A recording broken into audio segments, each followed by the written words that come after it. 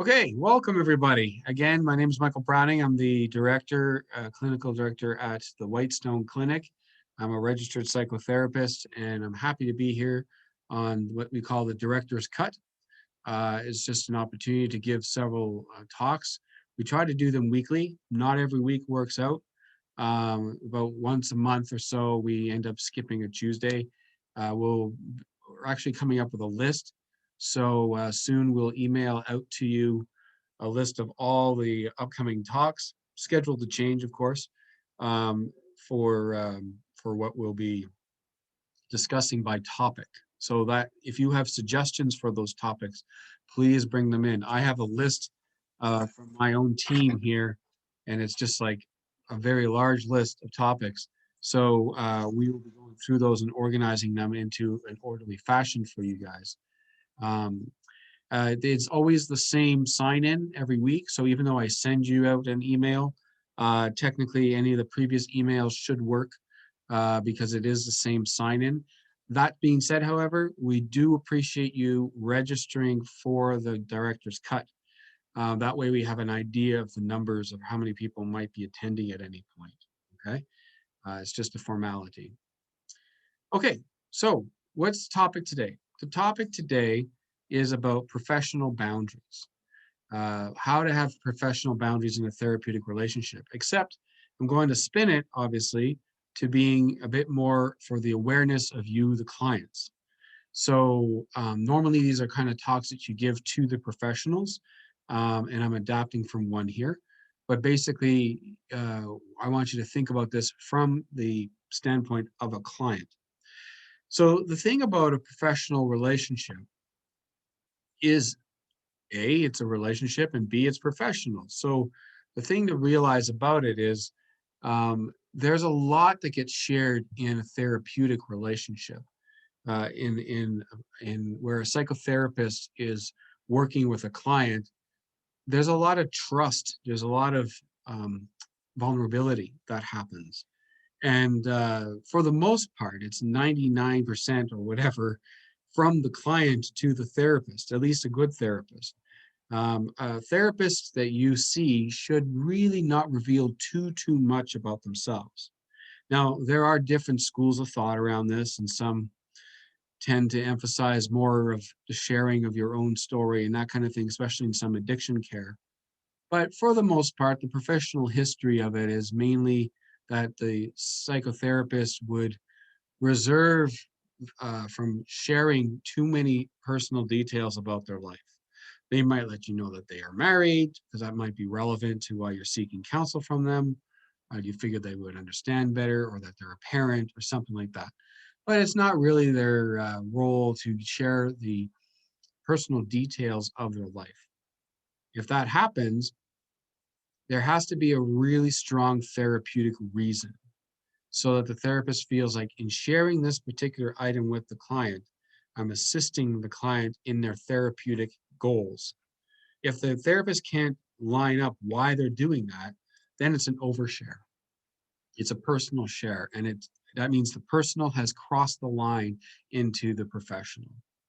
Now, I know a lot of clients, because they share so much with their therapist, they really actually enjoy a sense of back and forth. And to some degree, there is a back and forth. I mean, there's speaking back and forth, there's nonverbals back and forth. There's a lot of stuff going on back and forth. But it really shouldn't, it's not an equal relationship in the sense, as we'll get into details below, about the therapist sharing too much personal issues or personal items with the client. Okay. So the thing to look at is the differences in different areas of relationship characteristics. So I'm going to go through a list of relationship characteristics with you, and I'll outline what's in a professional relationship and what may be part of a personal relationship. So the first thing is recognizing in dealing with any serious professional, but in particularly in therapy, money has a role. Money is usually paid to the professional for their own client care, and it's usually a transaction in order to secure the professional's time, therapist's time. Whereas in a personal relationship, money can be interchanged more. Money can go back and forth. Money can be shared, right? The length of time or duration of treatment, for instance.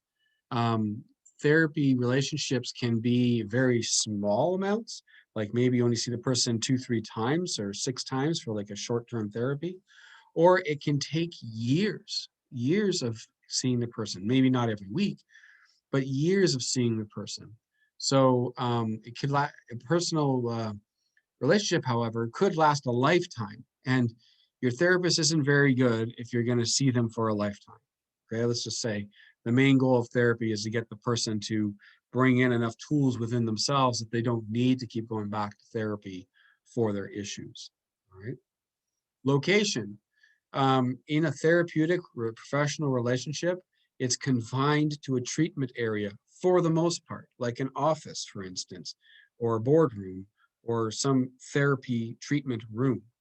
On a rare occasion or through different forms of therapy, there might be situations where you're bringing the person to an area they have a phobia around. So you do an exposure therapy. You might help them walk around the block with them or things like that, depending on the issues you're dealing with. But for the most part, 95% of the time, its location is in a confined area like a treatments room. Okay. Whereas in personal relationships, boundaries are fluid. You know, it depends on what the relationship's about. You can be with that person in any number of rooms or number of situations, but not with your therapist. All right. Purpose. The purpose of a professional relationship is for the professional to provide care to the client. Whereas in a personal relationship, it's to enjoy yourself and to share with the other person, for the other person to share with you. So it's a little bit more one-sided in the purpose of a therapy relationship. You know, when you're with your friend and you're talking about your problems, your friend could also take a turn and share about his or her problems. And that's all fair, really. I mean, it's part of a relationship, a friendship.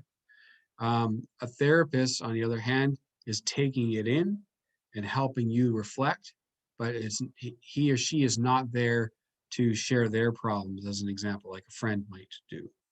Okay. Structure. Structure in a therapeutic relationship is defined by the appointment length and the nature of the care that's required. So, for instance, a therapy hour is typically about 50 minutes, give or take. Um, that's because there's time that the therapist needs to make notes and do other work between clients, and do client work for you, write up their notes for the session, etc. So a typical time would be like that. But there are some shorter forms of therapy. Okay, you sign up for it when you book. So if you do a 15-minute check-in, or you do it a 30-minute session, or 45, 50 minutes, or even 60, 75, 90 minutes, like depending on the therapy that you're receiving, that defines the structure of the time. Now, here's where I and a number of therapists can get into a little bit of trouble. When you're dealing with a therapy client, the thing to remember is that you're practicing. Sorry, I'm letting a few more people in. Yeah, right. So the thing to remember is that you're practicing your, hang on, mute.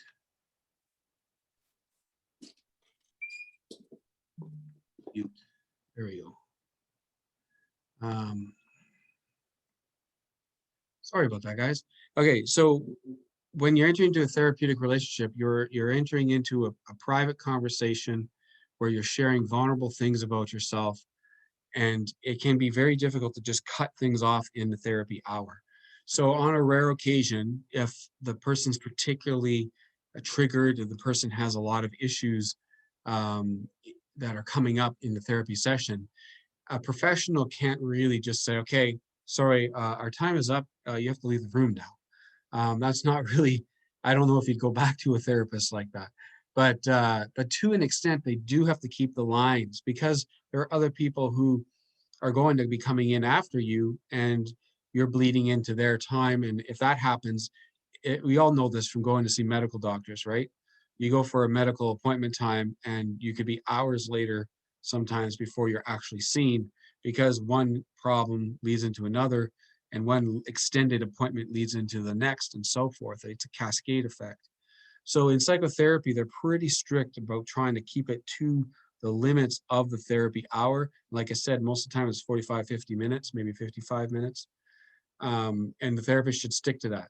But if you're in a situation where you're particularly triggered and it's the 50th minute and it's going to take more than 5 minutes to kind of bring you down and settle you, a therapist will usually see you a bit longer than that. But that should not become the norm. If it's becoming the norm, then there's certain issues that are not being dealt with properly up front at the beginning of the hour. And that's a whole other talk. Okay. So structure about the appointment time length is the professional limit. Whereas it's spontaneous and unstructured when you're with friends or in personal relationships. So again, structure of the hour is one of the key elements to look at for professional boundaries. Now, a big one is power imbalance or balance. It should be called power balance. The power balance problem is that there is an authority, if you will, in the therapist, okay, that is partly there because of the professional class, but a lot of it is projection from the client, like putting onto the therapist a status or an authority, okay? I think this goes back to childhood thinking and stuff like that too, like good reasons behind it. But basically, there's a lot projected onto the therapist. And the therapist also holds power in the sense that they hold the information, right? Yes, it's confidential, but they know so much about you. And on the other hand, you probably know very little about the therapist, right? So there is a power imbalance. They know what makes you tick. I mean, this is more than knowing what color you like to paint your fence or what blinds you like to have in your house. Or this is about like what makes you tick in the way you think about yourself and how you view yourself in the world. It's very personal information. So the fact that this is given over and shared with the professional, the therapist, makes a huge power difference between the client and the therapist, which is why the onus of responsibility is on the professional, on the therapist, to manage the relationship in a professional manner. The onus is not on you, the client. That being said, right, there is a certain amount of common sense in being a client not to purposely keep pushing for a boundary violation with your therapist, right? Or to keep inviting them out for a drink or to try to be personal friends with them outside the therapy hour, that kind of thing. Obviously, if you're not inputting uh, those factors, that would be very helpful. But nonetheless, it's still the professional's job to hold the professional boundary, even if those things are being attempted by the client. Okay, so that's power balance. In a personal relationship, a power balance is usually shared. It's not usually a authority and subject or a therapist client kind of dynamic. It's not like that. It's more shared. Okay, that being said, there's another category, responsibilities for the relationship, which I've already touched upon. It's the professional who establishes and maintains the professional relationship, and the onus and duty remains on him or her to maintain those boundaries. Whereas in a personal relationship, you kind of have a back and forth and a shared responsibility for the relationship. The last category for right now is preparation for the relationship. A professional offers their training, their commitment, and everything that they've been working on in themselves as a way to um, present or help the client. And the client puts their trust in those factors. So that creates something of an inequality in the sense of that you're going to the therapist because the therapist supposedly has these professional qualities, education, etc., and certification, so that you can trust them. Whereas in personal relationships, the documents on your wall don't mean a heck of a lot. It's really about your being equal and sharing in. You're both been prepared to be in relationship. So anyway, those are just some categories. We'll get into a little bit more. I just wanted to highlight a few things. That's important for you to recognize that there's always an element of risk in having any kind of dual relationship with your therapist. So what's a dual relationship? Well, you're wearing two hats. So the therapist normally is wearing only one hat. They're your therapist. In small towns and in certain other cultural situations, it's very possible that you'd be encountering your therapist through many social venues, maybe even through other social relationships. In that case, it's a dual relationship. And the onus of responsibility is on the therapist to manage that they are not using the therapeutic relationship in any way to alter the other relationship. Um, there's this general rules. You can't be a therapist to your friends. Okay. Now, this doesn't mean that your friends can't share their problems with you. It just means that you don't therapize the friends. Okay, or family members for that matter. Whereas personal friendships and family members, you can talk about your problems back and forth, no issues. But when a person's a therapist, they can't really be your friend and a therapist at the same time. Okay? There's a general rule out there that something like close to 2 years has to take place between the last session and a personal relationship starting between a therapist and their client. So you can imagine that that means that usually there isn't a personal relationship that's formed. But nonetheless, it's something that it's fluid, but that's the general rule. So it's important for the therapist always to take care to clarify the role that they have with their client, both the professional one and if there's a dual one, okay, a secondary one. Therapeutic relationships place the client's needs first and foremost. So what that means is, let's say you're on the parents' council at school, and a client, the client, becomes a member of that council. Usually, the therapist would have to step down from the council so as not to have a conflictual or dual relationship. Okay. Now, other components of therapeutic relationships must consider when managing the boundaries of a relationship are things like power, trust, respect, and closeness. So it's extremely difficult to maintain a therapeutic relationship with your therapist in these areas. I'll talk again about power. Power, there's that inherent power imbalance happens between a professional and a client. It always is in favor, if you will, of the therapist, because the therapist has a disproportionate amount of knowledge compared to the client, and the client relies upon the professional for care. There's a lot of trust factors. So clients assume that the professional, the therapist, has the knowledge, skills, and abilities to provide quality care. It's assumed. And I understand that it's rightly assumed, but there's a lot of danger in breaking that trust if it is broken. There's also an area of respect. Professionals, therapists have responsibility to respect a client regardless of things like race, religion, ethnic origin, age, gender, sexual orientation, social or health status, etc. We're here for you no matter where you're coming from. Okay. But what it does have is in a personal relationship is like you might be more picky or choosy about some of those things with whom you're friends with. As a professional, you have to have respect for where the client's coming from. Now, that can go both ways. The client can gain or even lose respect for their therapist, and that can be on a number of things. Like, for instance, I'm going to bring up social media here for a second. It's normally not okay to be Facebook friends and things like that with your therapist. Normally, I mean, there are some relationships that can handle stuff like that, but for the most part, it shouldn't apply. Instagram or other type of social media. The reason is that when you start to see the therapist for their personality and for who they are outside of the therapeutic relationship, it will change the way you look at the therapist. And that sometimes could be helpful, but for a lot of times it leads to a lot of other issues. And then you figure out, can I really talk to a therapist that doesn't hold the same political opinions that I hold, or that kind of stuff, right? So just something that to look at.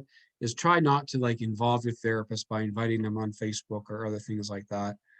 Try not to creep them on social media and find out what they're about, because that's where your respect side plays in as well. Okay, also personal closeness. So you're in a room with a closed door normally, and you're sharing your personal stuff. You're crying. You're letting your heart out. You're in close proximity to each other. One thing you have to watch out for is things like boundary violations, like touch. Normally in talk therapy, there's little to no touch. There are some brands or versions of therapy that are somatic experiencing and so on, that you have to have special permission forms filled out, and there is more touch. But those are more the exception than the rule. And so normally you don't even really touch your therapist. I mean, we're in COVID times, so no one touches anybody. But previous to COVID times, even coming in, maybe you'd get a handshake, maybe a handshake coming in or leaving. A hug is a very controversial thing. Therapeutically, it can be useful at certain times under certain conditions, but like the therapist has to have a lot of good reasons and good note taking for why they did a hug. But for the most part, a hug isn't happening. So it's just something to realize that you might feel very vulnerable and open and emotional, and the therapist, you just want to hug them. But for the therapy point of view, the professional point of view, you can't cross this into a personal realm. So it's a debate between professionals. Some hug, some never hug. Most of them, if they hug, it's only in very rare occasions. Um, so professional boundaries are intended to set limits and clearly define a safe therapeutic connection between the psychotherapist and their clients. Individual, or I mean, whether individual, couple, or whatever form of therapy you have, it's important to remember that the professional is there to serve you. They must use their clinical judgment to determine what therapeutic boundaries are and should remain, and this can be difficult given that boundaries may differ from person to person, from one situation to the next, and they tend to change over time. This is particularly true with long-term clients. For long-term clients, you do get a familiarity and a closeness and almost a bonding that can kind of take place. And it's really important even then for the therapist to remember, we're not friends, I'm the helper here, right? But nonetheless, a boundary is a dynamic line, which, if crossed, can constitute unprofessional behavior or misuse of power and constitute abuse. So, if you've ever been in a situation where you feel that that's happened, there are professional bodies usually uh, for almost every profession. In Ontario, there is a professional body, a college, a health college for psychotherapists. So it's the CRPO, and this College of Registered Psychotherapists of Ontario, and it's there to protect the clients. It's not there to help bolster the therapist, okay? For whatever other things you might hear about these organizations, they're not there for the therapist. They're there for the clients.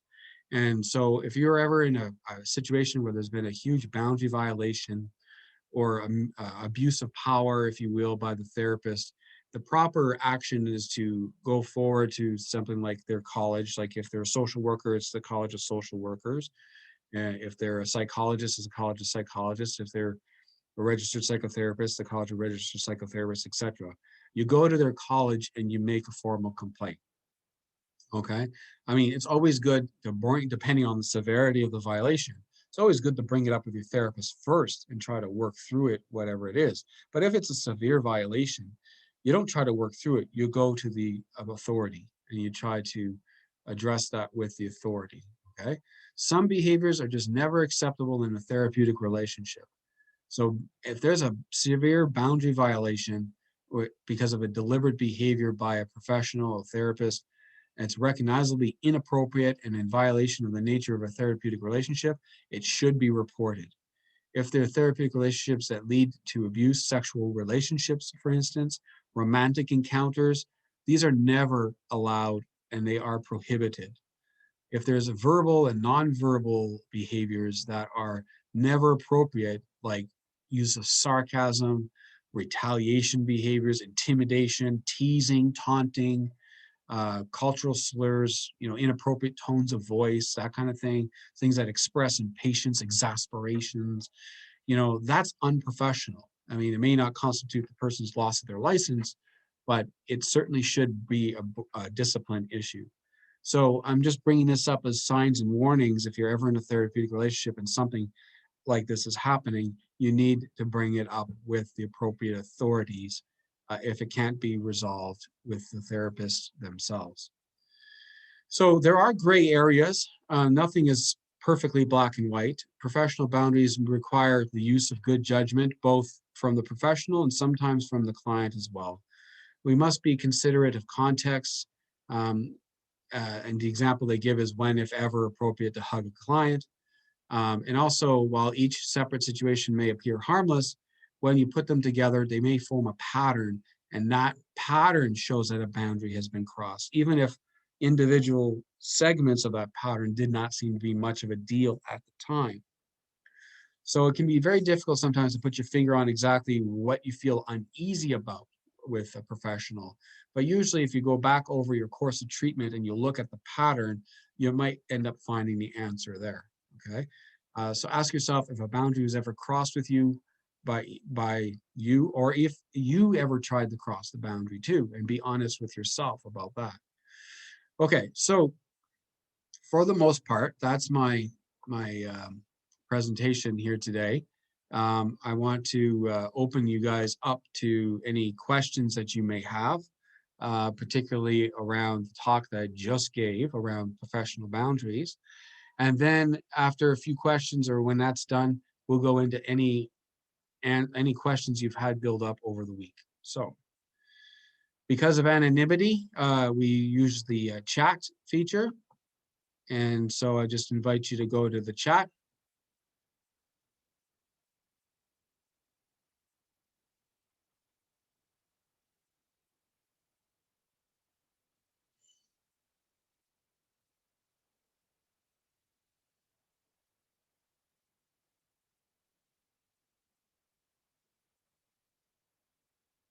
Okay, so if anyone has a question on the topic itself, just give me an ellipsum, like 3 dots, so I know you're thinking about it. And if not, we'll move into the next category.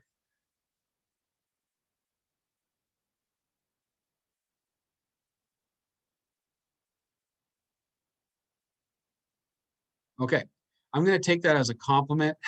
I don't know if it is, but I'll take it as a compliment that no one asked a question on the talk. So I think the talk was straightforward and clear. Maybe you've all fallen asleep. I don't know because your cameras are off, right? So I have no idea. Maybe you fell asleep. But why don't we open it up to any question of interest that you may have regarding any topic to, about psychotherapy, any topic you have about mental health care, that type of stuff. So broaden the scope to something you might want to ask, maybe something about your personal life and so on. Just remember, it might be easier to do a direct message rather than a message to everyone. So when you're typing in there, you do a direct message, and I'll read out the question, and then I'll give you an answer.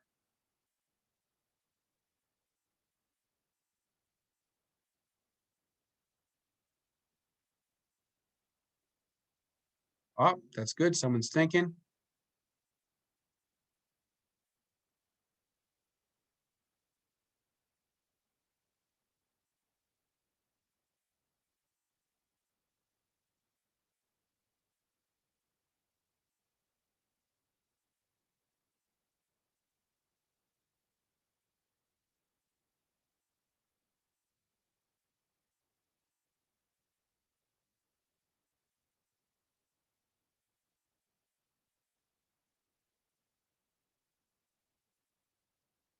Okay. So this is coming from uh, a person. Let me just back it up a bit. I feel like I am not permitted to be triggered by something that my spouse does since I have caused so much harm. Is that normal? Actually, it's very normal, common in a sense. What happens is when, let's say, a person's been acting out, okay, so they've been secretly sexual or they've hurt their partner in some way like that. Um, there's such a wound created in the dynamic that the partner always feels that it's been betrayed. The partner has been betrayed, can always feel like the victim, or they're justified in sort of holding vigilance, and it makes sense, right, that they would want to hold vigilance. And so the wrongdoing is always appearing to come from the one who did the major wrong. Okay, but the problem is over time new behaviors happen, and nobody's perfect, so the partner who's been betrayed can do things wrong. I mean, they can make mistakes. They can be a jerk if they want to. Things can happen.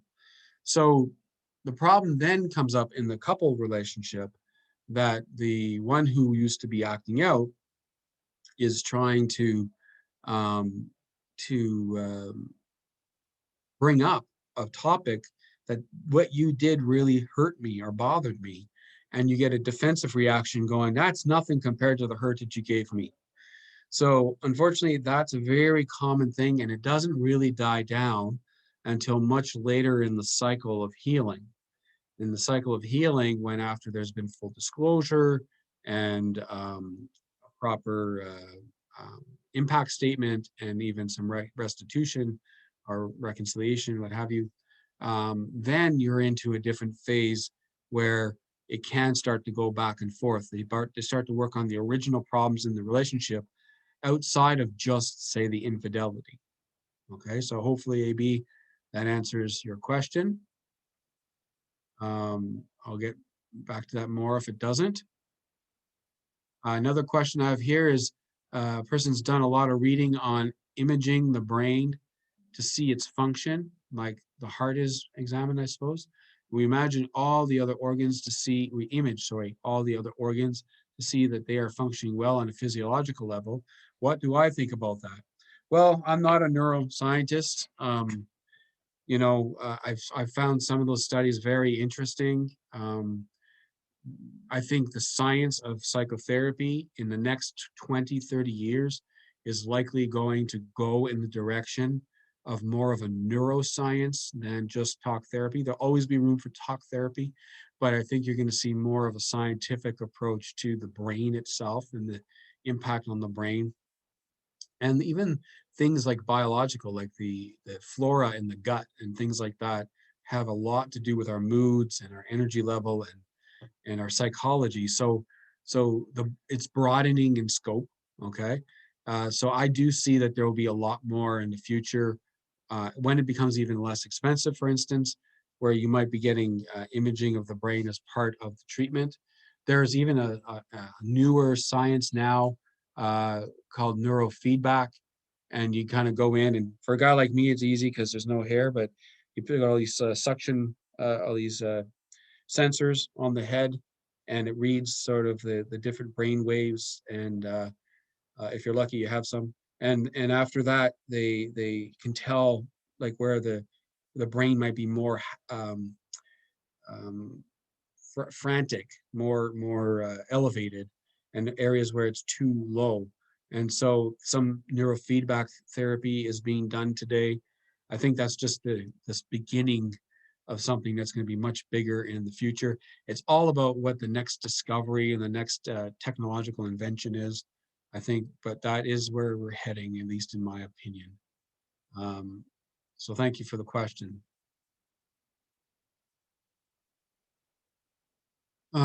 Back to the person who was talking about hurt in the relationship, where you're always in the wrong, even when your partner's actually done wrong. The person is saying that I'm stuck in this right now. It's not even that she's doing anything wrong, really, just feeling triggered, past, from past or parental failings. Yeah, so I'm just gonna follow up on that one. Uh, that's a really good recognition that sometimes it isn't even the partner's actions, but just that the actions remind you of an older wound. A lot of couple therapy is based on that.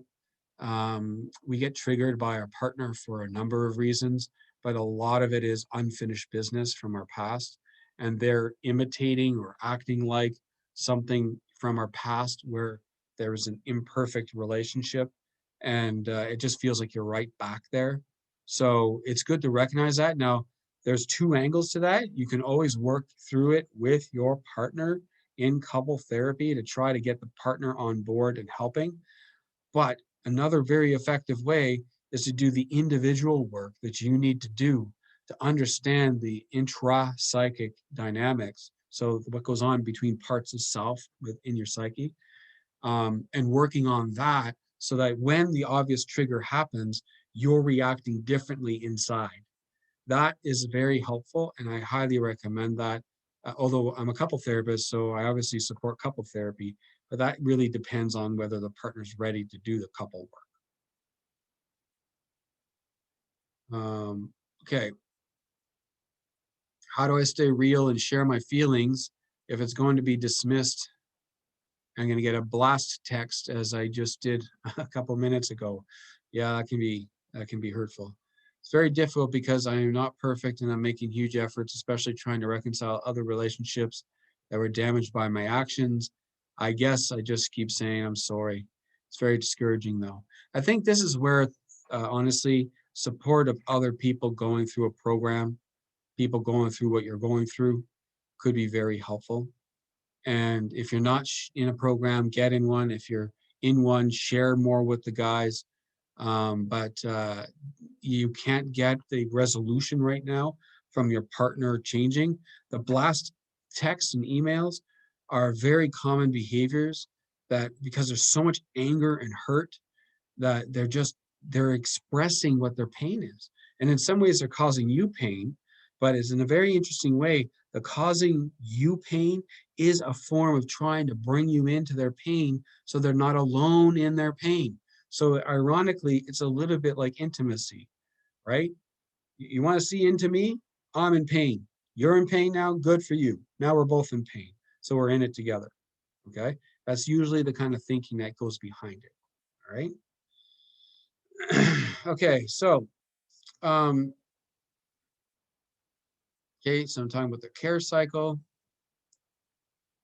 Someone was saying I felt individual work was the best and crucial as a person who was victim to, I guess, an injustice or an infidelity.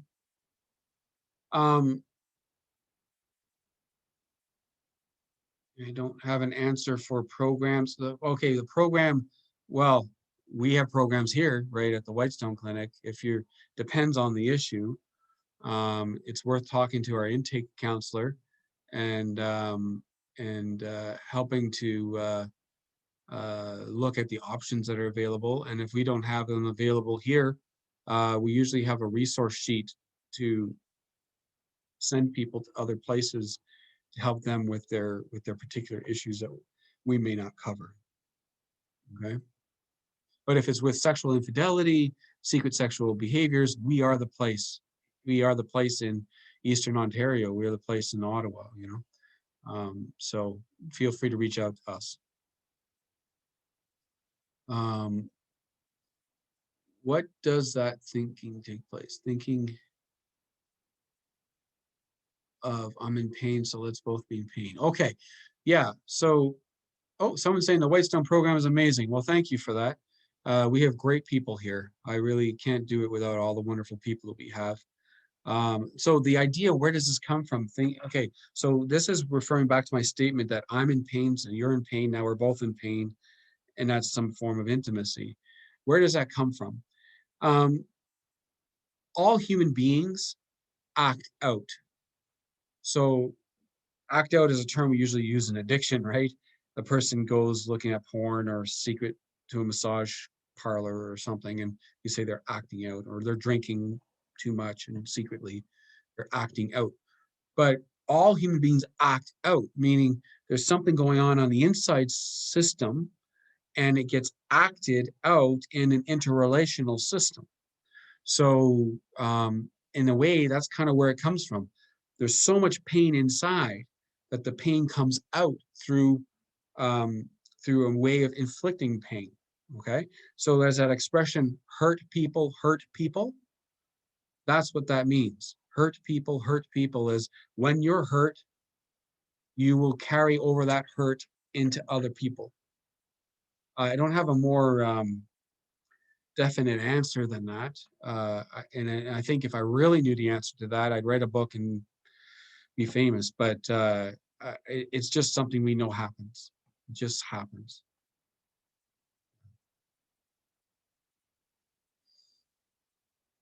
Okay, good. We got compliments to Kelly as a coach.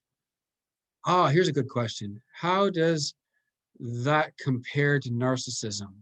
Can I get a clarifying question on what that is, the that we're referring to, just so I don't assume wrongly?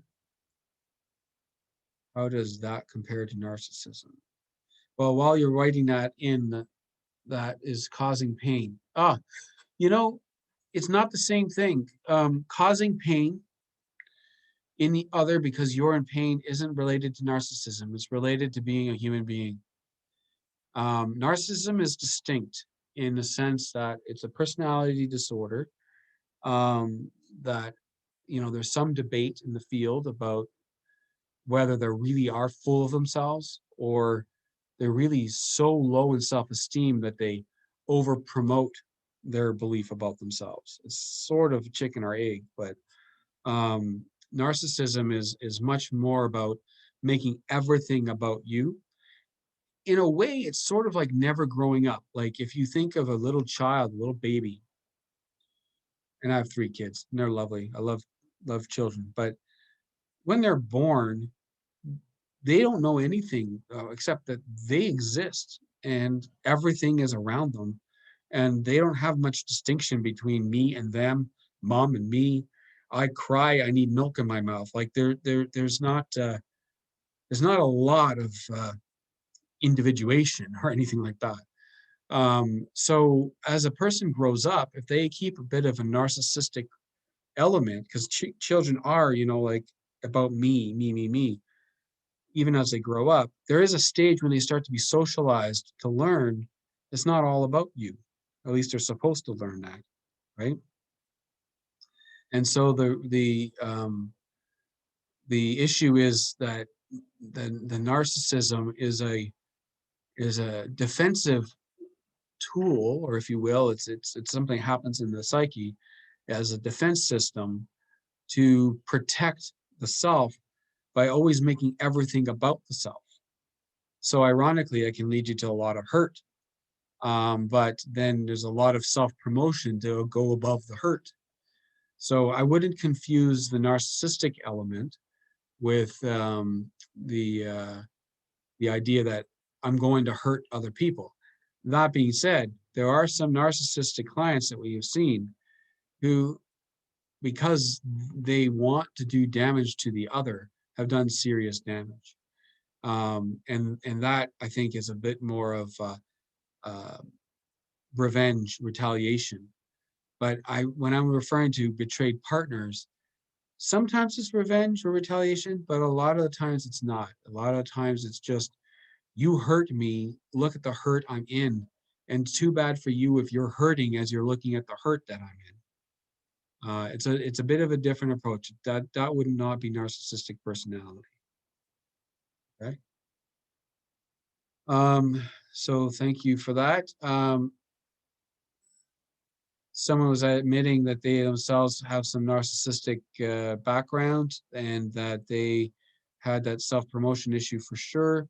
A lack of sense of value of self has been an issue for that person for a long time. So you see, it is true. I do believe that most narcissistic personalities fight against a very low opinion of themselves, and they over promote, especially on the outside, who they are and make it about themselves as a way to make up for that gap that they feel within, right? There's a question here that if my husband is hurting or acting hurtful, Can I just ask him, are you hurting? Well, you can always ask something like that, but keep in mind that when people are hurting, they're a little bit, it's a little bit like approaching a wounded animal, right? So like, let's say you're a nature lover and you're walking through the woods and some archaic old trap was unearthed and a coyote or some animal walked into it, and you thought, well, I'm going to release this animal. Well, you're there to try to help the animal, but what happens is you get near, the animal growls at you, the animal tries to bite you. um, it's in a hurt place and it's not fully understanding you're really trying to help. So be prepared, even if you ask something as common sense as, you seem to be hurting right now, are you hurting, can I help you, that you might get a snap, you might get something coming back to you. That's not a failure on your part, it's just the nature of a hurt person in that hurt state. Okay. um, are people saying that narcissism is fixable? Well, you know what, narcissism is treatable. It's actually one of the most difficult things to treat in psychotherapy, primarily because in psychotherapy, the narcissist doesn't usually self-refer, meaning that they don't come to therapy on their own. A narcissist, which we deal a lot with in the clinic, a lot, is a person who's only usually in therapy because of external circumstances forcing them to be there. We talk about the spouse mandated client, sometimes you're prison mandated clients, and this is spouse mandated client. You wouldn't be a client otherwise except for an upset partner, right? So that's an important. It can be moved, like the goalposts can be moved, things can be changed a bit. A narcissist can get some help to be more considerate of others. Whether it can be cured per se, I haven't seen any evidence that there's a cure for narcissism. But another way to look at narcissism, which is a little oversimplification, but it's like immature affective skills, so immature emotions, and the person just hasn't learned all the skills to process their emotions yet.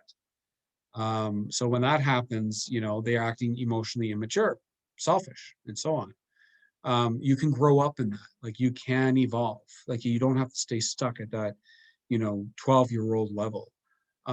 It can change, but whether or not you can say narcissism is fixable, curable or something, I don't really see the evidence of that. There's just improvements. Okay. um okay, so I end up jumping back to the top for some reason.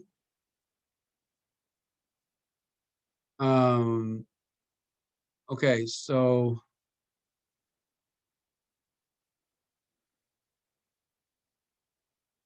back to the wounded animal. How much tenderness is a partner expected to have?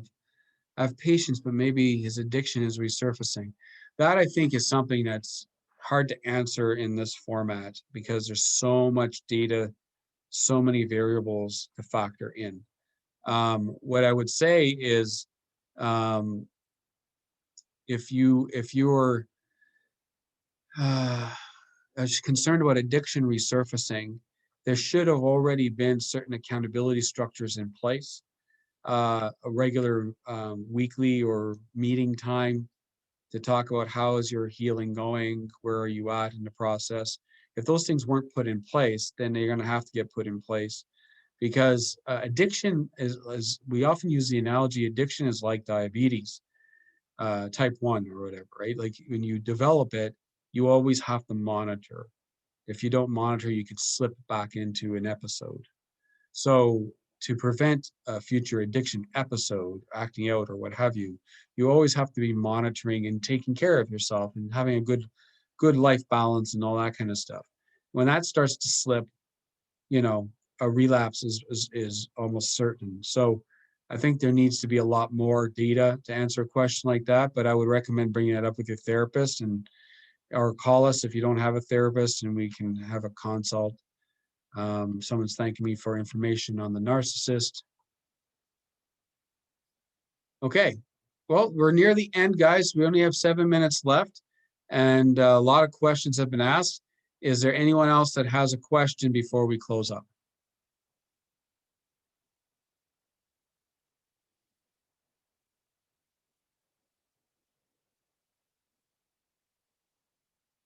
Okay.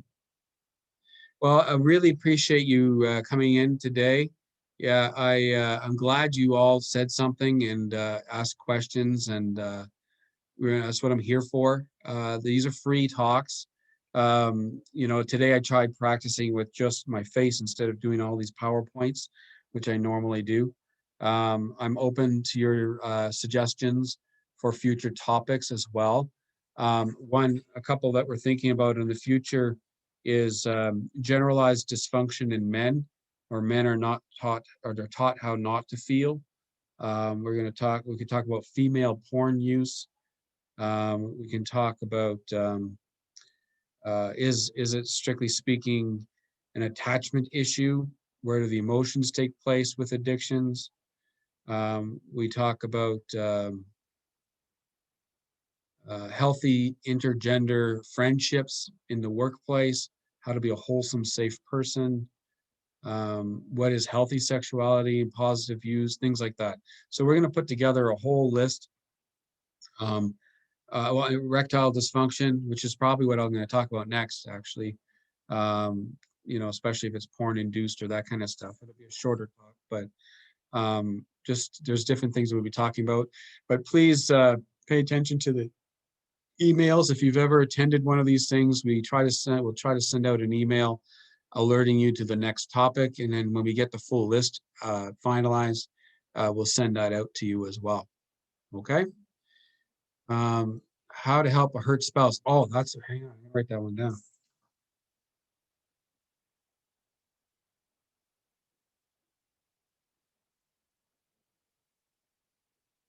That's a really good topic. How to help a hurt spouse. Thank you. Okay, so guys, thank you so much for everything. We're going to sign off now, and I wish you the best. Please do take care of yourselves, and see you next time.